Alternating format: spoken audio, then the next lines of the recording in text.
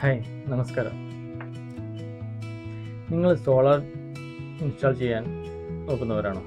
എങ്കിൽ നിങ്ങൾ ആദ്യം ശ്രദ്ധിക്കേണ്ടത് നിങ്ങളെ കൺസ്യൂമർ നമ്പറിൽ സോളാർ ഇൻസ്റ്റാൾ ചെയ്യാനുള്ള ഫീസിബിലിറ്റി കിട്ടുമോ എന്നുള്ളതാണ്.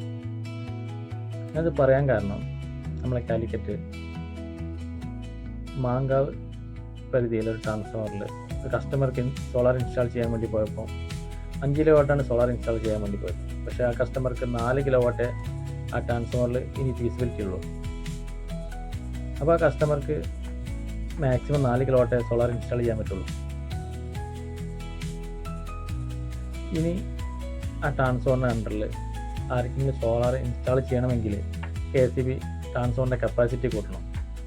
അല്ലെങ്കിൽ ആ ട്രാൻസ്ഫോമറിൻ്റെ അണ്ടറിൽ വരുന്ന ഏതെങ്കിലും സോളാർ വെച്ച കസ്റ്റമർ ഡിസ്കണക്ട് ആക്കണം.